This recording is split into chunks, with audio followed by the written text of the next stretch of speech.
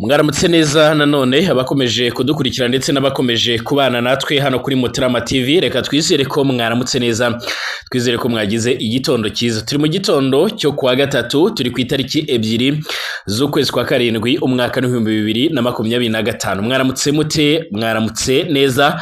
Reka twifurize kuramukana amahoro y'Imana kandi muhahe muronke. Hanyuma rwose ku bantu mwari musanzwe mudukurikira ku Karabo TV, reka tubabwire ko twimukiye hano, hanyuma mubashe kuzajya mudukurikirana nyene, mukande subscribe kuba hageze bwa mbere, mutanga ibitekerezo, mukande like ibiganiro byacu, munabisangize ku nshuti zanyu, hanyuma dukomeze twiyumvira amakuru agezweho, amakuru rwose abakomeje kugenda avugwa hano mu karere k'ibiyaga bigari. Hanyuma muri iki gitondo rwose, mbere yuko mujya mu kazi, mbere yuko mujya mu zindi gahunda, munyemerere mbanze bagezeho aya makuru azindutse, aya makuru akomeje kugenda avugwa. Nta kindi gikomeje kugenda kivugwa uretse by'umwariko ishimutwa cyangwa se ifatwa mpiri rya bamwe mu basirikare bakuru bo ku ruhande rwa M, nk'uko bikomeje kugenda bigaragara. N'abasirikare bivuga ko baba bafashwe, ariko kandi ngo uyu mutwe usanzwe urwanya ubutegetsi bwa leta ya Kongo by'umwariko bakaba bakomeje gushakisha ndetse no kurebera hamwe hose uburyo bashobora kuba babona abo basirikare cyangwa se uwo bashimuse.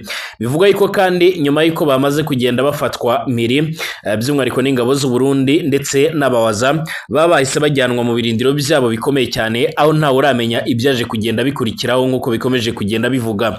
Bivuga yuko kandi uyu mutwe usanzwe urwanya ubutegetsi bwa leta ya Kongo ukomeje by'umwariko gushakisha ndetse no gukora ubutasi bukomeye cyane mu rwego rwo kugira ngo abashe kuba hamenyekana ababa batwaye ndetse by'umwariko n'uwabaya wabigizemwo uruhare nk'uko bikomeje kugenda bigaragara.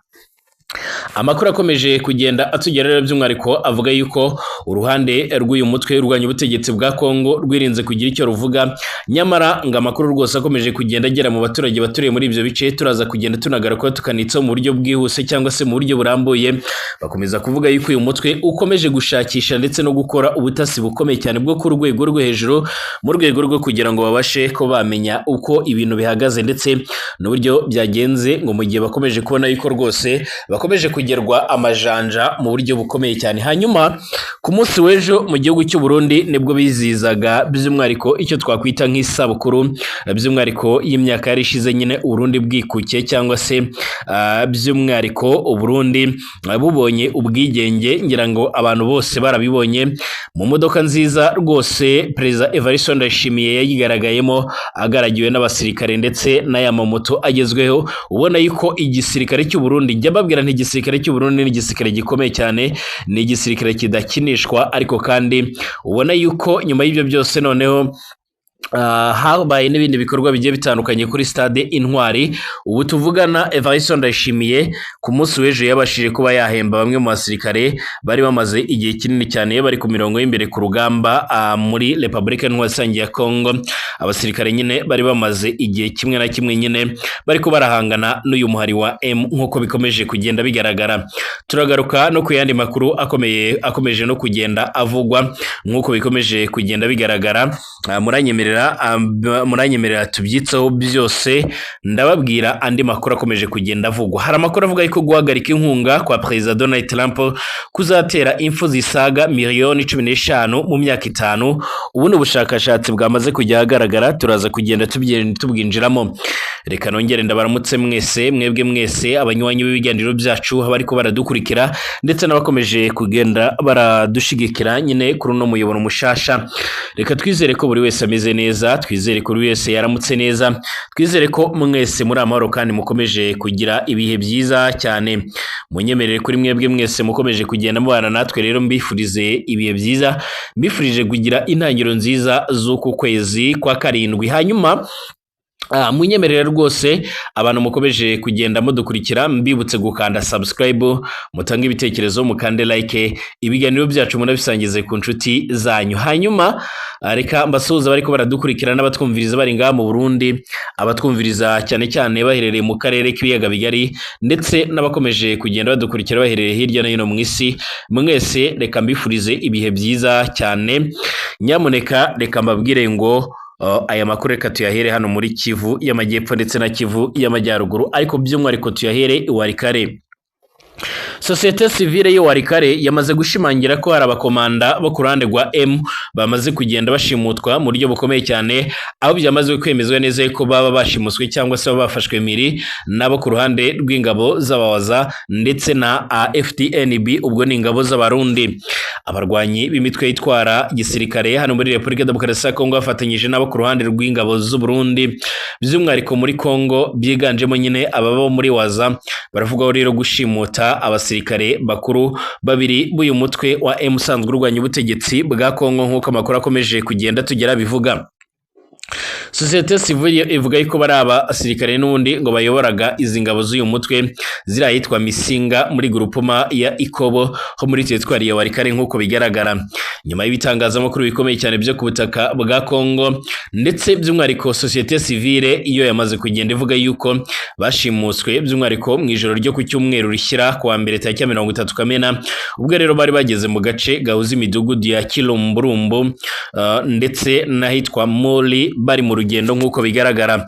Bivugwa yuko kandi by'umwihariko hari n'abandi bakomeje kugenda baburirwa irengero ku buryo kugeza amagingo aya ngaya nta muntu n'umwe uramenya icyaba cyabaye. Icyakora sosiyete sivile muri ibi bice ikomeza kugenda ishimangira yuko uru ruhande rw'aba basirikare rwirinze kugira icyo ruvuga, mu gihe abandi bakomeza kugenda by'umwihariko bavuga ko bakabaye bagira icyo batangaza. Amakuru atugera avuga yuko birinze kugira byinshi batangaza, ariko ngo bakomeje guhura n'akaga gakomeye cyane nyuma yuko bakomeje kugenda bakorwamo cyangwa se bakomeje kugenda nyine bahura n'ibyo bibazo bigiye bitandukanye.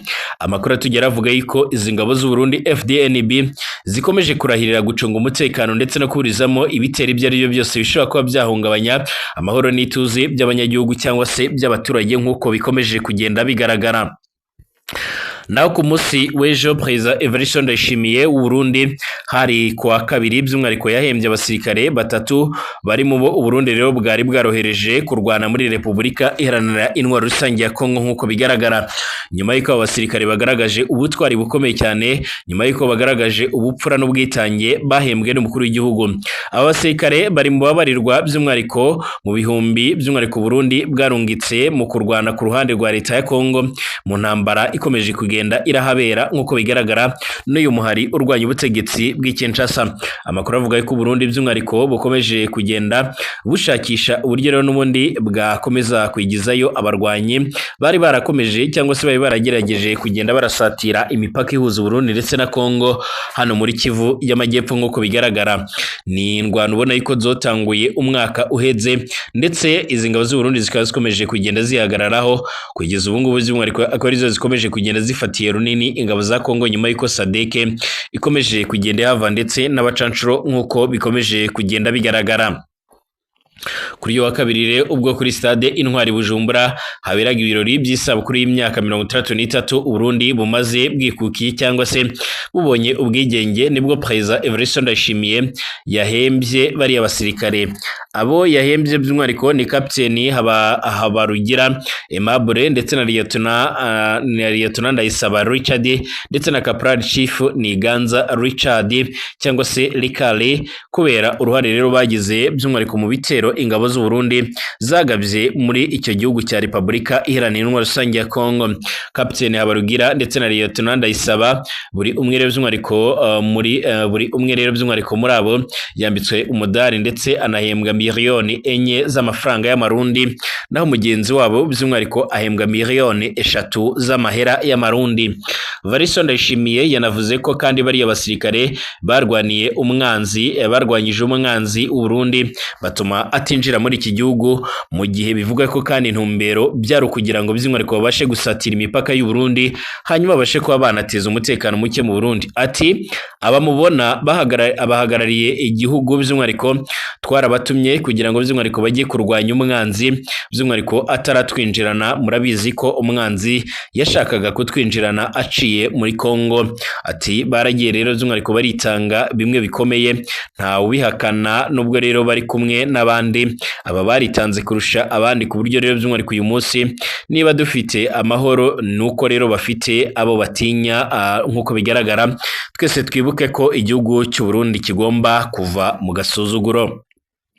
usibye bari abasirikare kandi Perezida Evariste Ndayishimiye canke General Neva by'umwihariko yanahembye Lieutenant Colonel muri polisi y'u Burundi witwa Audense Mugisha usanzwe akorera muri komine ya Kabarore by'umwihariko ku mupaka w'u Burundi ndetse n'u Rwanda kubera uruhare ngo yagize mu gukumira magendo y'amabuye y'agaciro ndetse n'ikawa nk'uko bigaragara. Uyu yahembwe miliyoni 5 z'amafaranga y'amarundi nk'uko bigaragara. Ku munsi w'ejo witegereje neza mu Burundi byari ibirori bikomeye cyane, akarasisi mu myambaro myiza mishyashya ya gisirikare, mu mitwe igiye itandukanye ya gisirikare, imodoka zigezweho za gisirikare ndetse mu mutekano uhambaye. Ibona yuko Burundi atakiri bwa bundi, atarikiri bwa Burundi abantu benshi bashidikanyagaho cyangwa se bakundaga kugenda bavugaho. Ubona yuko Burundi bwikukiye koko ndetse bufite intumbero ndetse n'iterambere haba mu kubaka amahoro ndetse n'umutekano n'izindi nzego zigiye zitandukanye. Ubona yuko Burundi bukomeje kugenda bushyira imbaraga zikomeye cyane mu bikorwa bigiye bitandukanye nk'uko amakuru akomeje kugenda atugera bivuga. Kugeza ubu rero ntawashidikanya yuko igihugu cy'u Burundi ari kimwe mu bihugu bikomeje kugenda byiyubaka mu iterambere ryihuse ndetse no mu gisirikare mu buryo bukomeye cyane, kuko ibyo bamaze iminsi bakora biragaragaza neza yuko bakomeje kugenda biyubaka mu buryo bukomeye cyane. Hanyuma uguhagarika intwaro kwa Perezida Donald Trump kuzatera impfu zisaga miliyoni 14 mu myaka 5 iri imbere. Ubushakashatsi bwasohotse mu kinyamakuru cy'ubuvuzi cya Lancet bwerekana ko riri icyemezo cya Donald Trump cyo kugabanya inkunga nyinshi cyane za Amerika by'umwihariko mu nkunga z'ubutabazi zigenewe amahanga zishobora kuzatera impfu zirenga miliyoni 14 mu mwaka wa 2030. Ubushakashatsi bwerekanye ko 1/3 cy'abafite ibyago byo gupfa imburagihe by'umwihariko ari abana. Muri Werurwe umunyamabanga wa Leta Zunze Ubumwe za Amerika Mike Rubio yatangaje ko ubuyobozi bwa Perezida Donald Trump bwahagaritse gahunda zirenga 80% muri gahunda zose z'ikigo cya Amerika gishinzwe by'umwihariko iterambere mpuzamahanga cyangwa USAID nk'uko bigaragara. Mu magambo ye David Lassella wanditse raporo ya Lancet yagize ati ku bihugu byinshi cyane bikennye kandi biciriritse ihungabana ryabyo rero ryagereranywa n'icyorezo ku isi cyangwa se intambara ikomeye cyane y'intwaro. Lassella kandi umushakashatsi muri kaminuza y'ubuvuzi izwi nka Barcelona Institute for Global Health yongeyeho ko guhagarika inkunga bishobora rero kugira ingaruka zitunguranye cyangwa se mu gusubiza inyuma. Iyi raporo kandi ije mu gihe abayobozi benshi mu isi bahurira by'umwihariko mu mujyi wa Seville muri Espagne muri iki cyumweru mu nama ku mfashanyo iyobowe n'umuryango w'abibumbye, ikaba ari nayo rero nini cyane ibaye mu myaka 10 ishize. Iyo usubije rero amaso inyuma ukareba amakuru yaturutse mu bihugu rero 113 nk'uko bitangazwa na BBC, itsinda ry'abashakashatsi ryagereranyije ko inkunga USAID yakumiriye impfu rero miliyoni 91 mu bihugu biri mu nzira y'amajyambere hagati ya 2001 ndetse na 2021. Kugabanuka rero gushobora gutuma abantu barenga miliyoni 14 bashobora guhitanwa n'impfu mu mwaka wa 2030 nk'uko byavuzwe muri uwo mubare nyine. Hakaba harimo abana barenga miliyoni 4 by'umwihariko n'ibihumbi 500 bari munsi y'imyaka 5 cyangwa se abana bagera ku bihumbi 700 by'umwihariko bapfa ku mwaka nk'uko bigaragara, nk'uko amakuru akomeje kugenda atugera bivuga. Ibi byose rero bigaragaza ndetse bikanerekana uburyo rero bishobora kuzateza ibibazo bikomeye cyane by'umwihariko muri uru rugendo nk'uko amakuru akomeje kugenda tugera bivuga cyangwa se nk'uko bikomeje kugenda bitangazwa. Mbashimire abakomeje kudukurikira ndetse n'abakomeje kubana natwe, tugaruke mu kanya mbibutse gukanda subscribe.